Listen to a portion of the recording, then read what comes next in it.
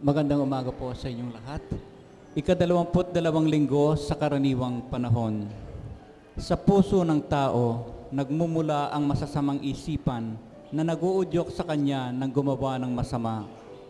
Tinatawagan tayo ng simbahan na magsisi ng buong puso sa pagsira sa daigdig. Liturhiya. Sa simula, tayo ay tinatawagang magsisi para maging marapat sa banal na pagdiriwang. Dapat tayong maging mulat na ang kasalanan ay hindi lamang sa kapwa-tao, kundi sa daigdig na nilikha ng Diyos. Turo ng simbahan. Bawat isa sa atin ay dapat na magsisi sa mga paraan na sinira natin ang daigdig, sapagkat dapat nating aminin na bahagi tayo, maliit man o malaki, sa pagpangit at pagkasira ng daigdig. Tumayo po sila.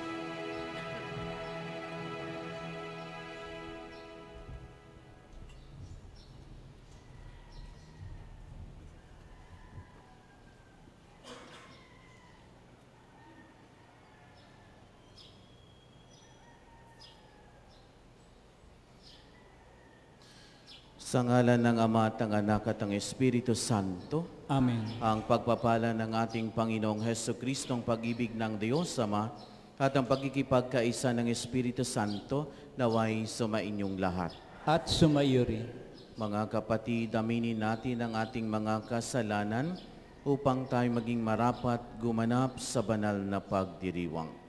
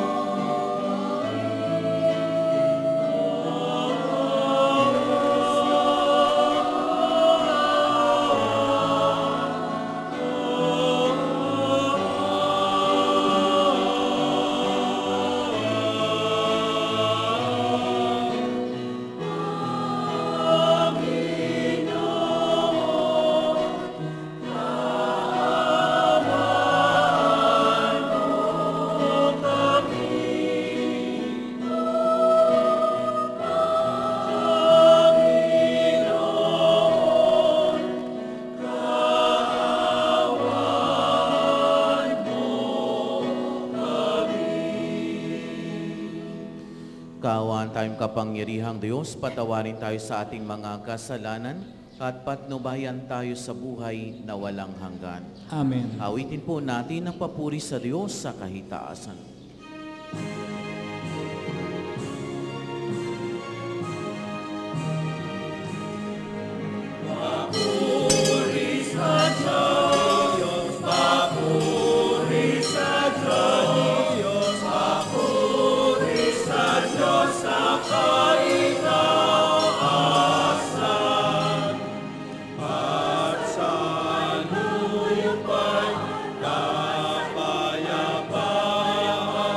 Sa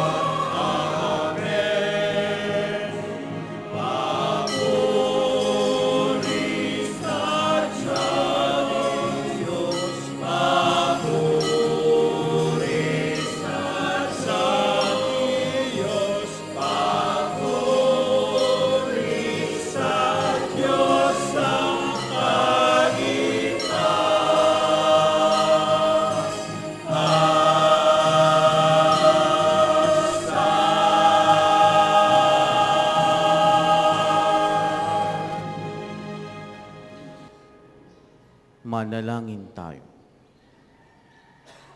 Ama naming makapangyarihan, tanang pinakamabuti iyong tinataglay, gawin mong sa aming kaloob ay manuot ang pag-ibig sa iyong ngalang dakila at bantog upang sa pag-unlad ng aming pagsunod sa pananampalatayang iyong ipinagkaloob, mapagyaman mo ang kabutihang iyong inihandog at ang iyong pinagyaman ay mapanatili mong lubos sa iyong pagsubaybay sa amin at pakupkup sa pamagitan ni Jesucristo kasama ng Espiritu Santo magpasawalang hanggan. Amen. Maupo po sila. Sa unang pagbasa, hinihimok ni Moises ang mga Israelita upang unawain at sundin ang tuntuning ibinigay ng Panginoon nang hindi dinaragdagan o binabawasan. Ang salita ng Diyos mula sa aklat ng Deuteronomio. Sinabi ni Moises sa mga tao, "Ngayon mga Israelita, upang mabuhay kayo ng matagal at makarating sa lupaing ibinigay sa inyo ng Panginoon, unawain ninyong mabuti at sundin ang tuntuning itinuturo ko sa inyo. Huwag ninyo itong daragdagan ni babawasan. Sundin ninyo ito ng walang labis at walang kulang. Unawain ninyo ito at sunding mabuti. Sa gayon, makikita ng ibang bansa ang inyong karunungan at lawak ng pangunawa. Sa gayon, hindi nila mapipigilang sabihin ang ganito, ang bansang ito'y matalino at may malawak na pagkaunawa. Sinong Diyos ng ibang bansa ang handang tumulong anumang oras liban sa Panginoon? Aling bansa ang may tuntuning kasing inam ng mga tuntuning ibinigay ko sa inyo ngayon?" Ang salita ng Diyos. Salamat sa Diyos.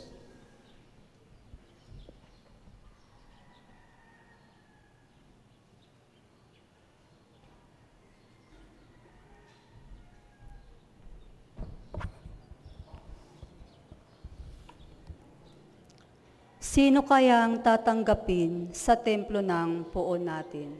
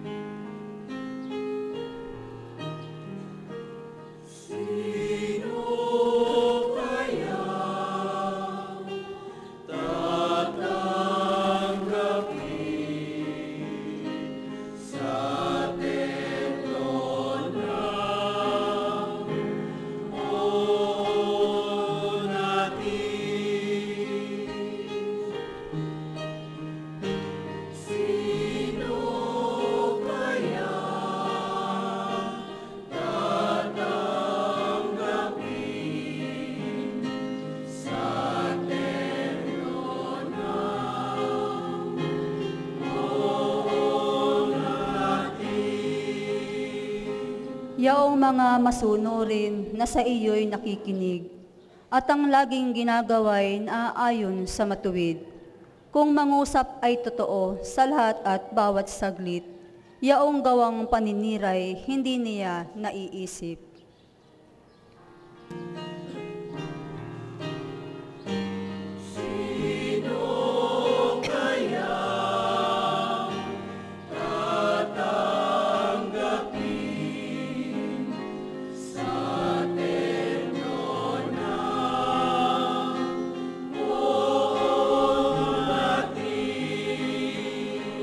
Kailan may siya'y tapat makisama sa kapwa. Sa kanyang kaibigay, wala siyang maling gawa. Hindi siya nagkakalat ng di tunay na balita at itinatampok niya ang matapat sa lumikha.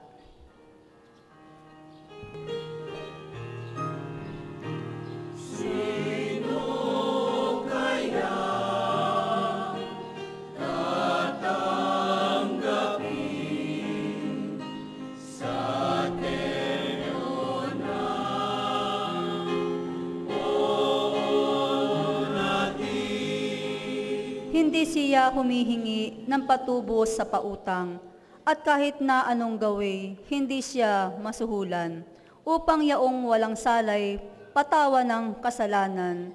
Ang ganitong mga tao'y mag-aani ng tagumpay.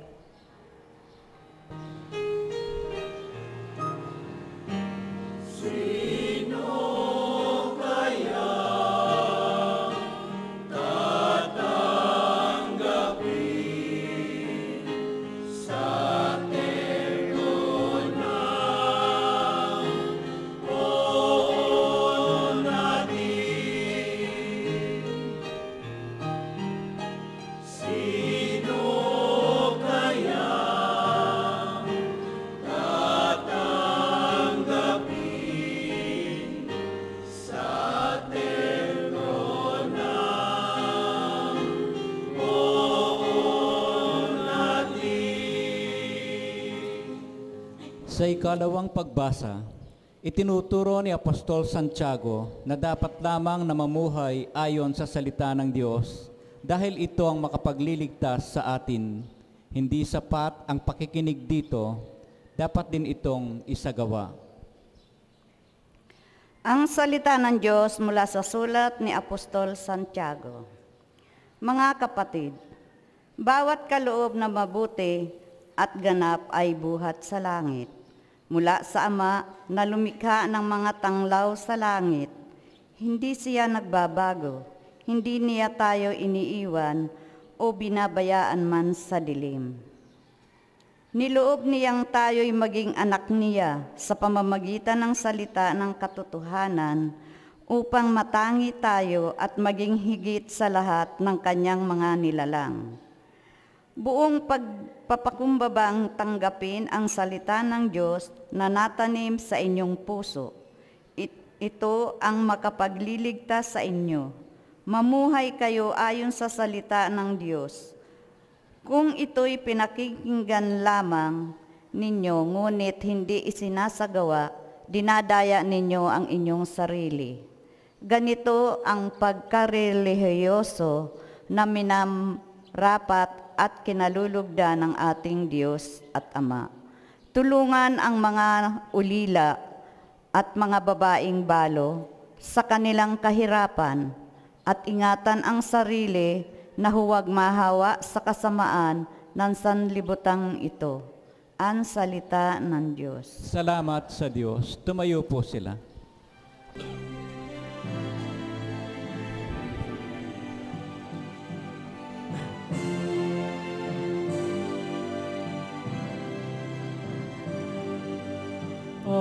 Alleluia,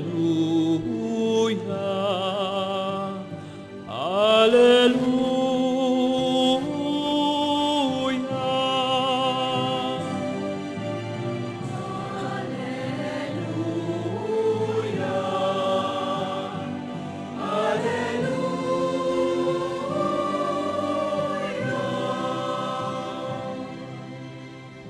Magulang natin Diyos Ama, anak ng salita niya, tayong mga aning una.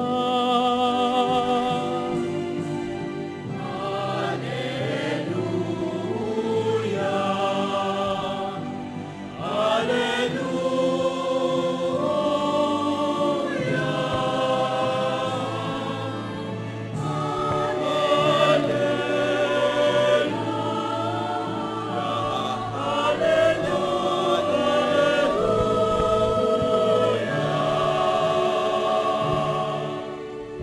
Sa mabuting balita, binatikos ni Jesus ang mga Pariseo at mga Eskriba sa mapagpaimbabaw na pagtupad sa kautusan. Ang utos ng Panginoon ay dapat na sundin mula sa puso sa pagsunod sa diwa nito. Sumainyo ang Panginoon. At sumayo rin. Ang mabuting balita ng Panginoon ayon kay San Marcos. Papuri sa iyo, Panginoon.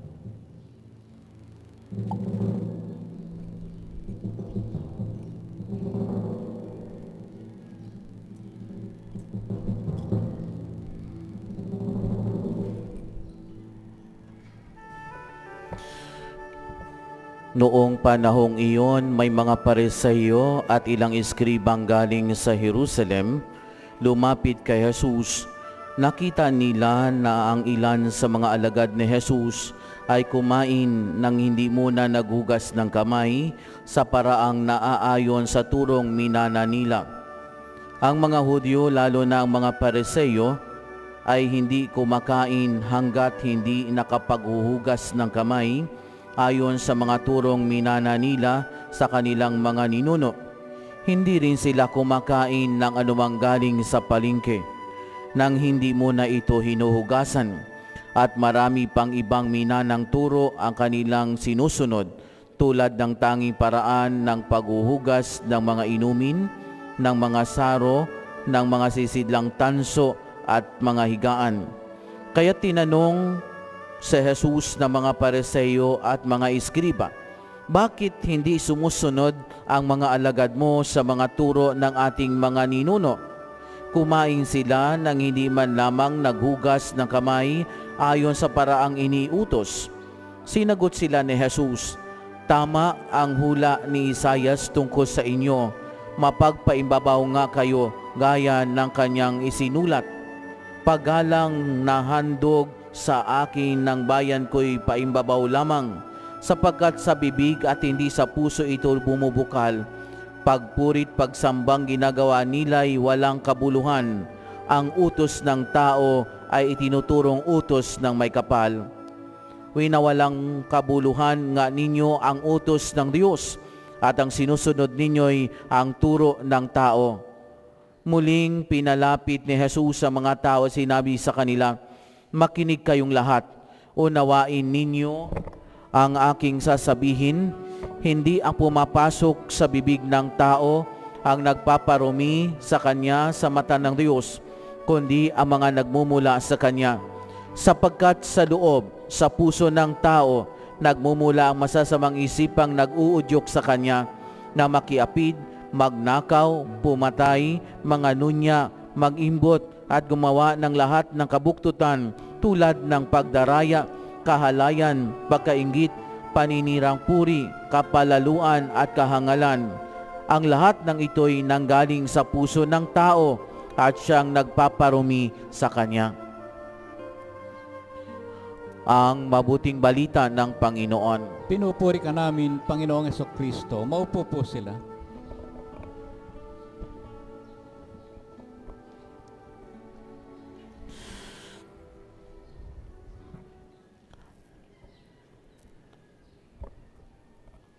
Ayon pa sa aklat na isinulat ni Bishop Milo Vergara, a shepherd's staff, isibinanggit po niya ang tatlong uri ng tao sa uri ng pamumuhay espiritual. Ang una ay ang person of whim, na ang uri ng tao sa konteksto ng buhay spiritual o pananampalataya, isinalarawan na katulad sila ng mga bata na palaging pinangungunahan ng kagustuhan. Na ang mga bata, kapag maibigay ang kanilang kagustuhan, sila ay nakakaramdam at nakakaranas ng kaligayahan. Ngunit kapag ang bata ay hindi na ibigay ang kanyang kagustuhan, siya'y nagwawala, sabi nga ay nagtatantrum. Yun ang unang uri ng tao sa konteksto ng pananampalataya in spiritual life, a person of whim. Ang ikalawa ay a person of law and tradition, ang taong namumuhay batay sa batas at tradisyon, na kung saan ang taong ito ay naging masunurin sa batas, hanggang kalit-liitan ay sinusunod, at hanggang kahit ang mga minanang kaugalian o tradisyon ay ino-observe. Pero ang tao ding ito, kapag nakakita ng kapwa niya na hindi sumusunod sa hinihingi ng batas, nagiging mababa ang kanyang pagtingin sa taong iyon at nilalait pa. Person of law and tradition. Ngunit ang katatlong uri ng tao sa konteksto ng spiritual na pamumuhay o spiritual life o konteksto ng buhay pananampalataya ay a person of inner conviction, na kung saan ang kanyang kaligayahan ay hindi po doon nababatay sa kagustuhan. Ang kaligayahang iyon ay hindi lamang nababatay sa pagsunod sa batas at tradisyon, kundi ang kanyang kagalakan o kaligayahan ay nababatay doon sa konsensya, nababatay doon sa paggawa ng tama at pagkaalam ng mali, at nababatay din sa tinatawag na disposisyon o desisyon.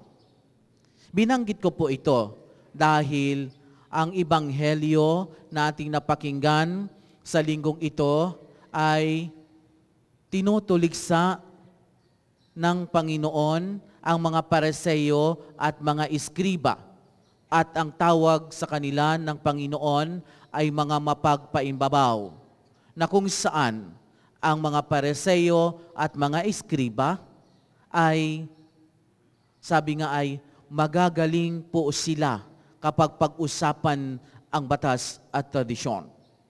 At sa aking nabanggit kanina na batay sa aklat ni Bishop Milo Vergara, ang type of persons in spiritual life, ang mga Pariseo at Iskriba, para sa akin ay may tuturing silang persons of law and tradition. Tunay nga po na ang mga Pariseo at mga Iskriba ay dalubhasa sa batas at maingat na sumunod sa tradisyon. Pero panlabas lamang ang kanilang ipinapakita sa pagsunod nito. Ngunit sa kanilang kaloob-looban ay hindi po ito matutunghayan sa kanilang konkretong pamumuhay. Hindi po masama ang pagsunod sa batas at tradisyon sa mga Pariseo at Skriba. Sabi nga ay ni Jesus sa ibang bahagi ng banal na kasulatan, sundin ninyo kung ano ang itinuturo nila sa inyo, ngunit huwag niyong sundin o tularan ang ginagawa nila.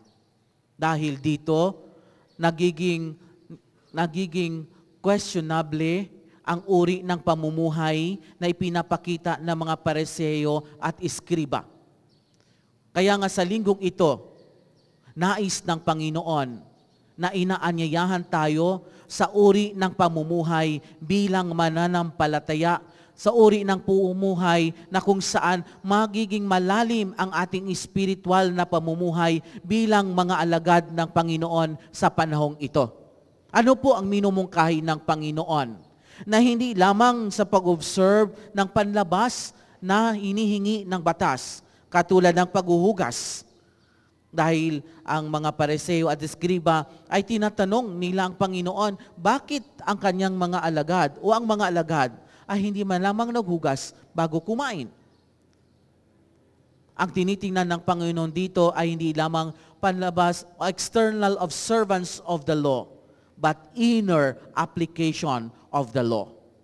Kaya nga dito, inaanyayahan tayo ng Panginoon na magiging persons of inner conviction po tayo.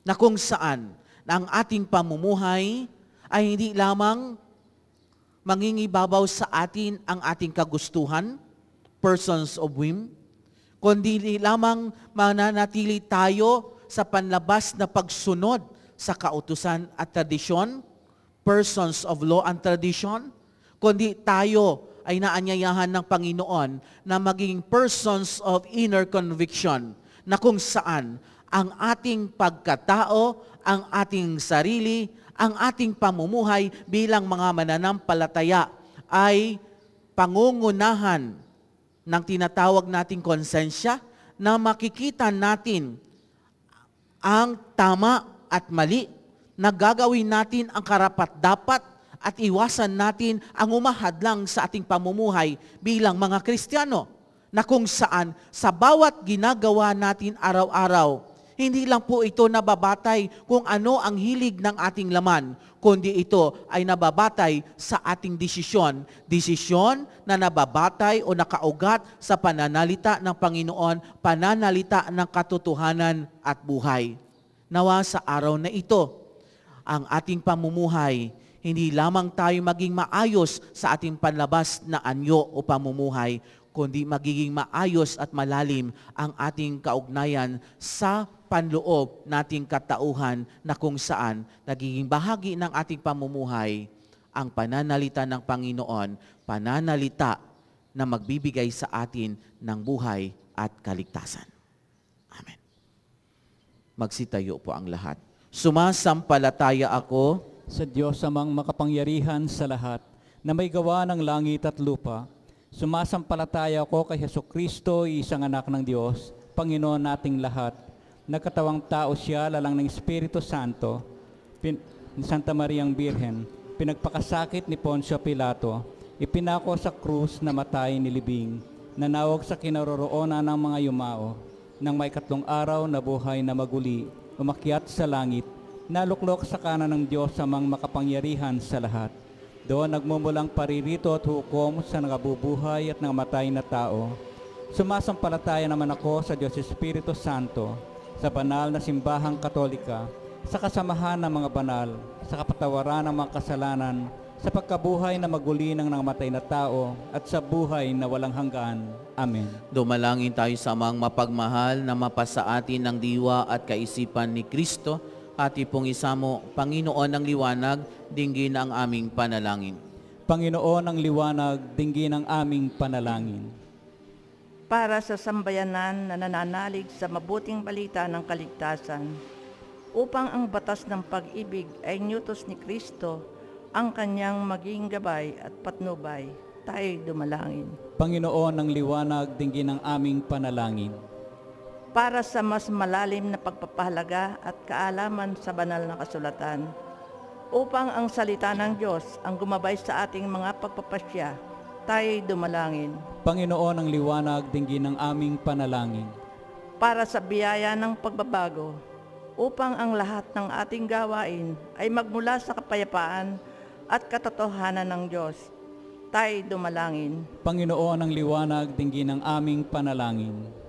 Para sa ating lahat na natitipon ngayon sa hapag ng buhay, upang ang ating pagsamba ay manatiling nakaugat sa malinis na kalooban, tayo'y dumalangin. Panginoon ng liwanag, dinggin ang aming panalangin.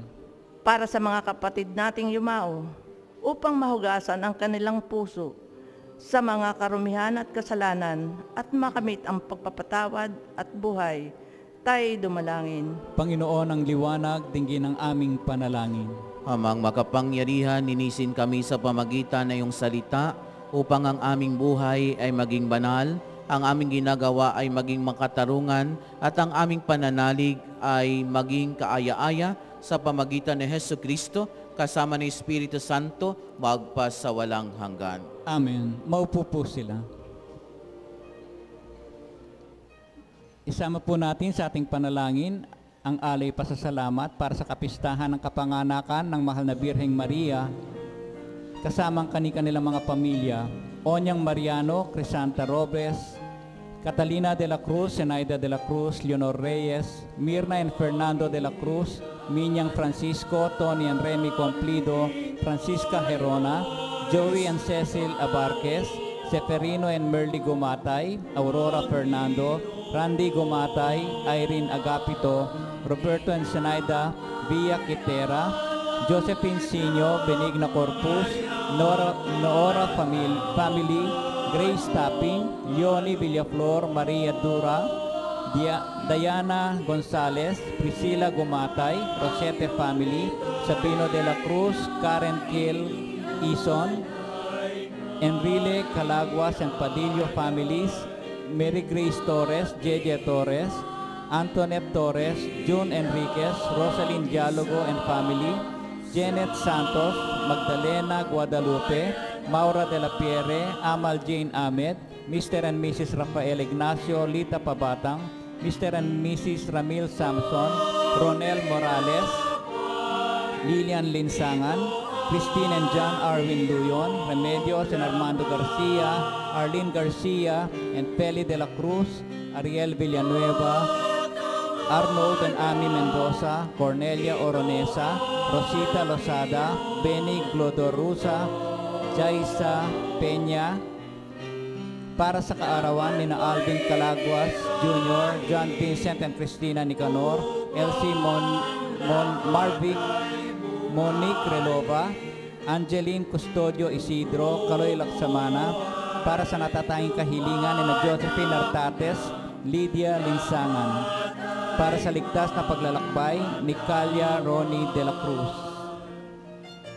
para sa maagang paggaling ni na Corazon Ong, Leonila de los Santos, Carol Maria Rosel, Ray Gatus, Nene Borillo, Seri Mercado, Serena Mendoza, Rosauro Santos, Dr. Christopher Cheng, Enrico Caruncho, Angie Arbut, Maria Niedo, Faustina De Luna, Noel Bakay, Maureen Hoson, Constancia Carandang, Josefina Guadalupe.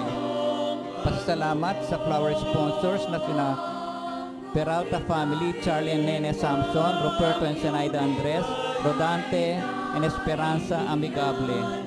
Para sa kapayapaan ng kaluluwa ng mga yumao nating kapatid na sina Melesio, Ricardo, Fernando, Teresa, Joana, Arsenio, Felix, Margarita, Angel, Remedios, Rolando Sr., Ronald, Teofilo, Early, Mercedes, Sixto, Eduardo Pelagio, Alejandro, Donatilia, Emiliana, Cayetano, Juanita, Luz Biminda, Alejandra, Armando, Marcelino, Benjamin, Anselma, Sebastian, Simeon, Benren, Romeo, Alvin Sr., Dr. Edelberto Sr., Engineer Edelberto Jr., Gregorio, Presencia, Florentino, Manuel, Ador, Julie, Milagros, Serapio, Dominador, Jocelyn, Andres, Presencia, Teresita, Benjamin, Cesar, Antonio, Francisco, Mauricio, Gabina, Juana, Juliana,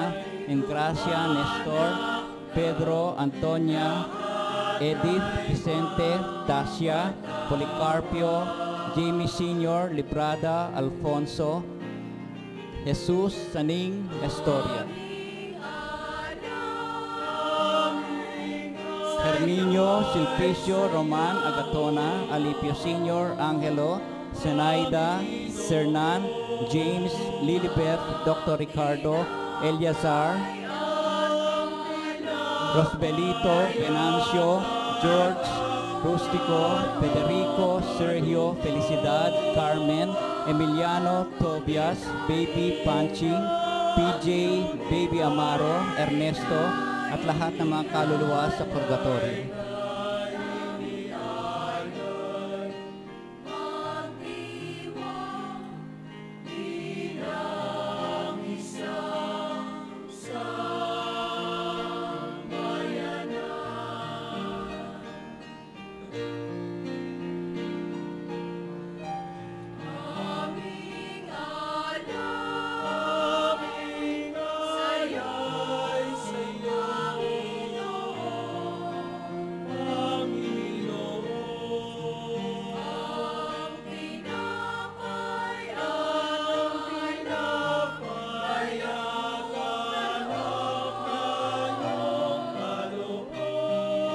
Tumayo po sila.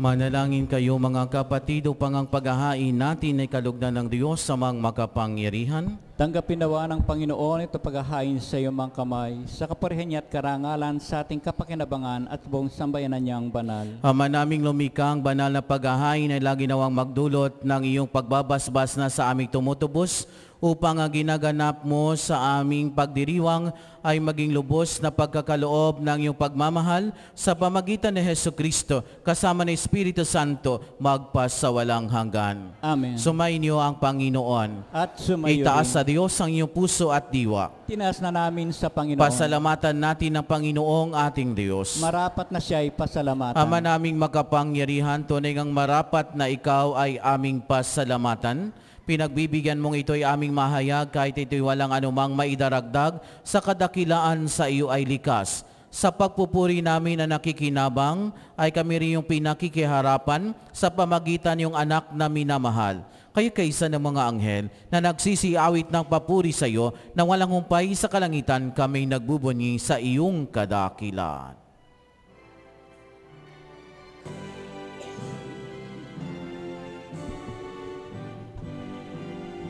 Santo, Santo, Santo, Diyos makapangyarihan, puspos ng walhati ang langit at lupa. Hosana, Hosana, sa kaitaasan, pinagpalang narito sa ngalan ng Panginoon. Hosana, Hosana, Hosana, sa kaitaasan. Hosana, Hosana, Hosana, sa kaitaasan.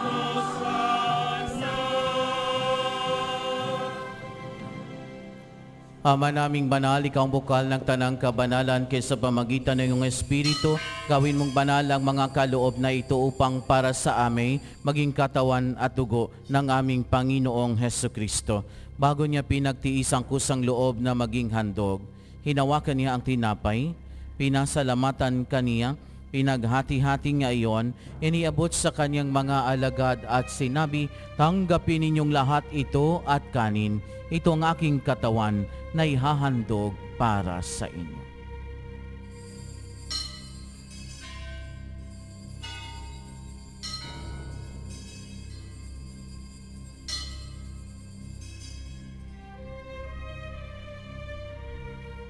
Gayon din naman nung matapos ang hapunan, hinawakan niya ang kalis, muli kanyang pinasalamatan, iniabot niya ang kalis sa kanyang mga alagad at sinabi, tanggapin ninyong lahat ito at inumin, ito ang kalis ng aking dugo ng bago at walang hanggang tipan. Ang aking dugo na ibubuhos para sa inyo at para sa lahat sa ikapagpapatawad ng mga kasalanan.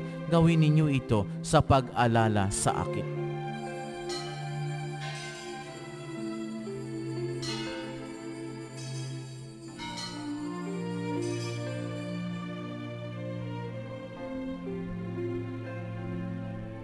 Tumayo po siya. Ang misteryo ng pananampalataya.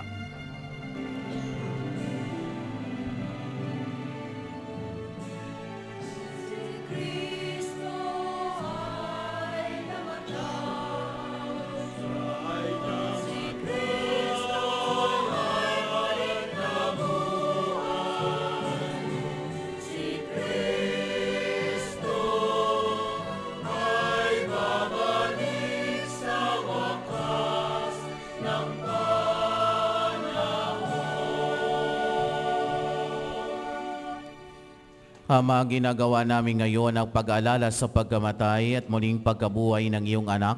Kaya tinialay namin sa iyo ang tinapay na nagbibigay buhay at ang kalis na nagkakaloob ng kaligtasan.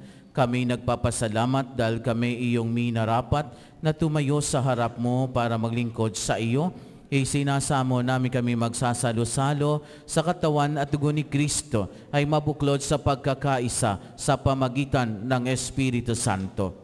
Ama, lingapin mo yung simbahang laganap sa buong daigdig.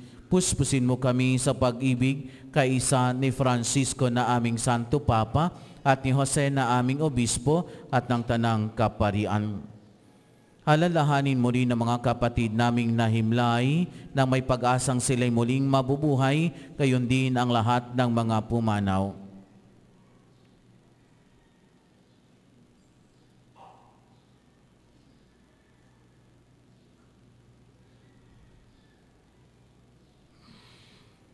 Kaawaan mo sila at patuloyin sa iyong kaliwanagan. Kaawaan mo bang dapat ng aming lahat na makasalo sa iyong buhay na walang wakas. Kaisa ng mahal na Birheng Maria na ina ng Diyos, ni San Jose na kabiyak ng kanyang puso, kaisa ng mga apostol at ng lahat ng mga banal na namuhay dito sa daigdig ng kalugod-lugod sa iyo, maipagdiwang nawa namin ang pagpupuri sa ikararangal mo sa pamagitan ng iyong anak na aming Panginoong Hesu Kristo. Sa pamagitan ni Kristo kasama niya at sa Kanya, ang lahat ng parangal at papuri ay sa iyo, Diyos amang makapangyarihan, kasama ng Espiritu Santo, magpasawalang hanggan. Amen.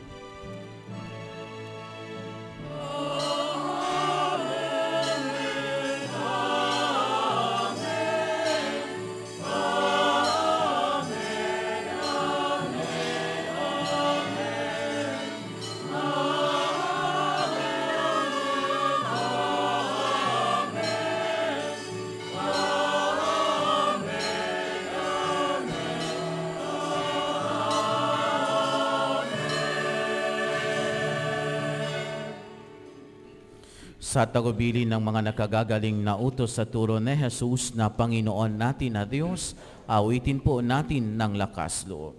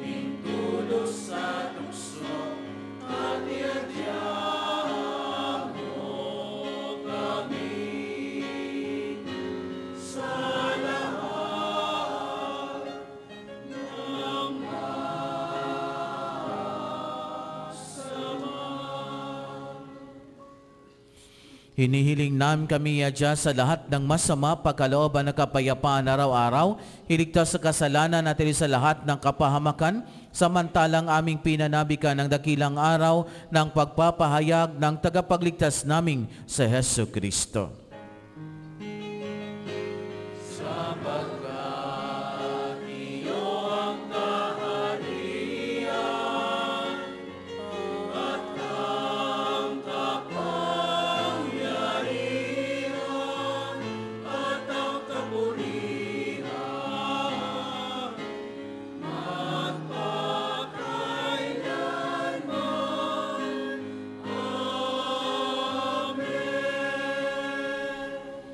Panginoong Hesu Kristo, sinabi mo sa iyong mga apostol, ang kapayapaan ang iniiwan ko sa inyo, ang aking kapayapaan ang binibigay ko sa inyo. Tunghayan mo ng aming pananampalataya at huwag ang aming mga pagkakasala. Pagkalooban mo kami ng kapayapaan at pagkakaisa ayon sa iyong kalooban, kasama ng Espiritu Santo, magpasawalang hanggan. Amen. Ang kapayapaan ng Panginoon ay laging sumainyo. At sumayo rin. Magbigayan po tayong kapayapaan sa isa't isa. Kapayapaan po sa lahat.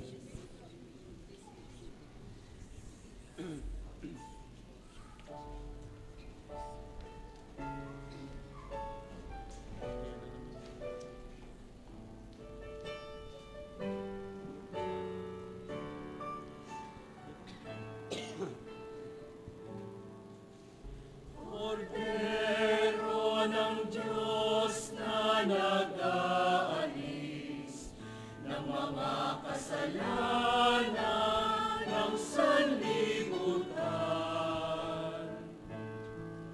Maawa ka sa amin, Kordero ng Diyos na nagalis ng mga kasalanan ng sanlibutan.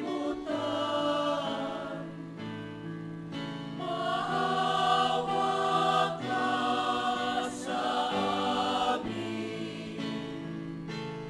Agnus Dei qui doris, peccata mundi, dona nobis pacem, dona nobis pacem, dona nobis pacem.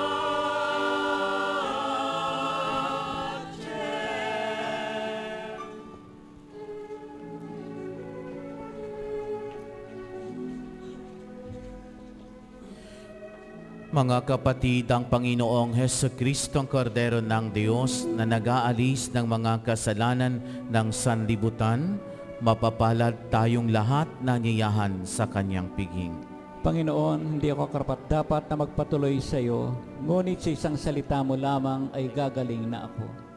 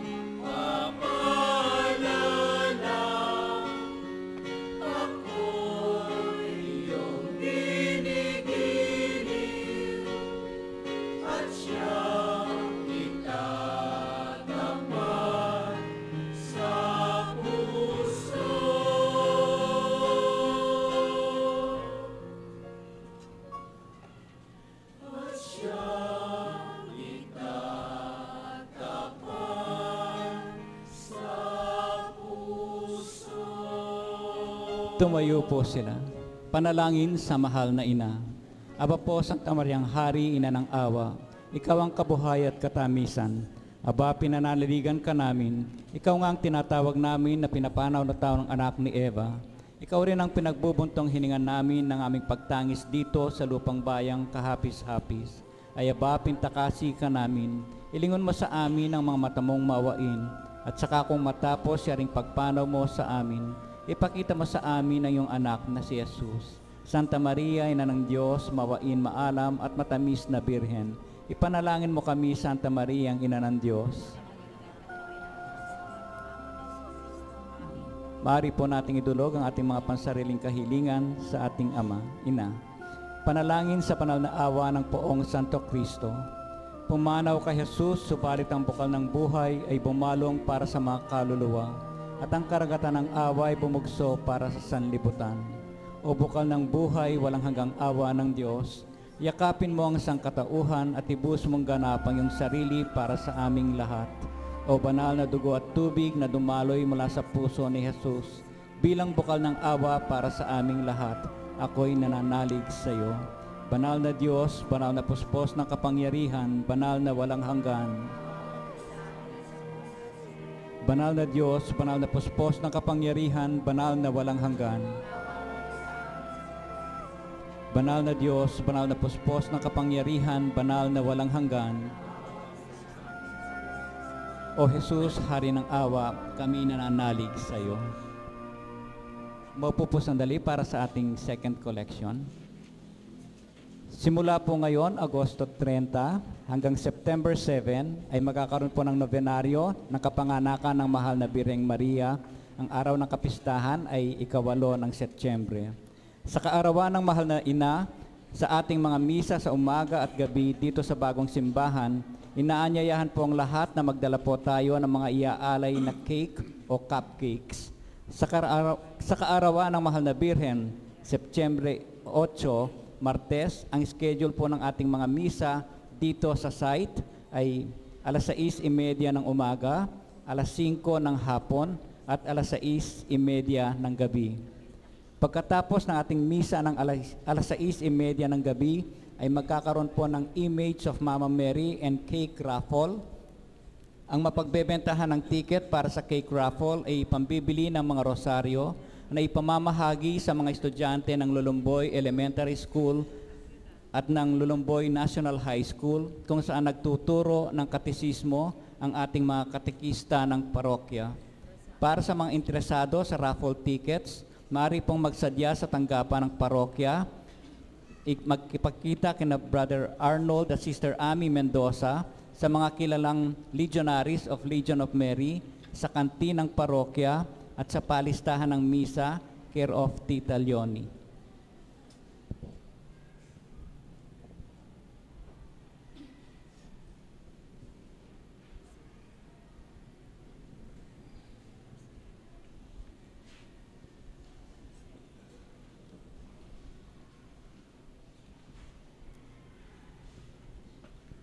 Tumayo na po ang lahat.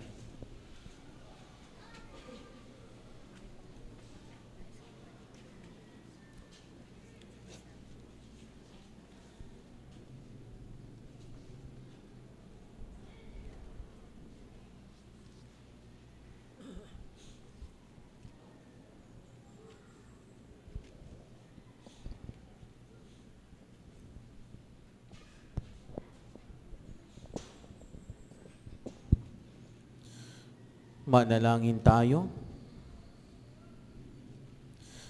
Ama naming mapagmahal, kaming nagsalo-salo sa pagkain mong bigay, ay umihiling ng lakas mong inilaan upang ang kagandahang loob naming madagdagan sa paglilingkod namin sa iyong kadakilaan na nagpapaalab sa pag-ibig namin sa kapwa-tao sa pamagitan ni Jesucristo kasama ng Espiritu Santo magpasawalang hanggan. Sumainyo ang Panginoon at pagpalain kayo ng makapangyarihang Diyos, Ama, Anak, at ang Espiritu Santo. Humayo ka sa kapayapaan na taglay ang malinis na puso at kalooban.